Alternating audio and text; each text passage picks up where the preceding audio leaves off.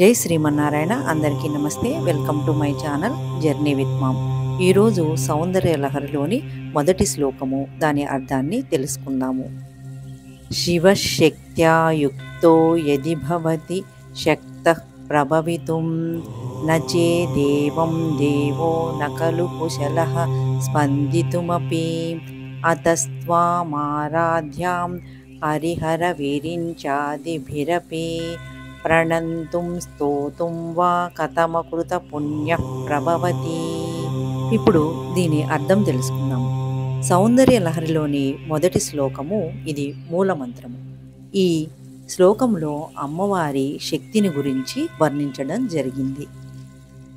సౌందర్య లహరిలోని మొదటి శ్లోకాన్ని శివ అనే శబ్దంతో ప్రారంభించారు ఆది శంకరాచార్యులు.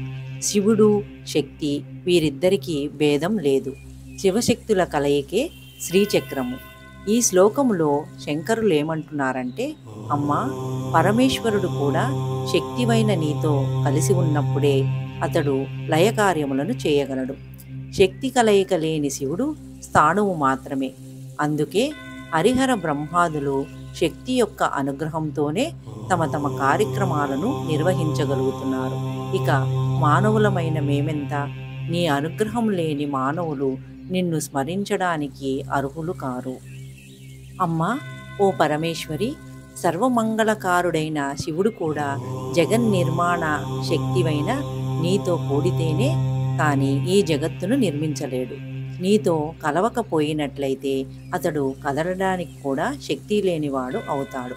కాబట్టి త్రిమూర్తుల చేత కూడా పూజింపబడే నీకు నమస్కరించాలన్నా, నిన్ను పూజించాలన్నా, నిన్ను స్తుతించాలన్నా కనీసము నీ పేరు తలచడానికైనా కూడా గత జన్మలో పుణ్యం చేయనివాడు సమర్థుడు కాడు. అంటే పూర్వజన్మ సుకృతం లేనిదే నిన్ను అర్చించడం కాదు కదా, కనీసం నీ పేరు తలవడానికి కూడా అర్హత ఉండదు. సౌందర్య లహరిలోని మొదటి శ్లోకం యొక్క అర్థం తెలుసుకున్నారు కదా. సౌందర్య లహరిలోని 100 శ్లోకాలలో అతి ముఖ్యమైన శ్లోకము ఈ మొదటి శ్లోకం.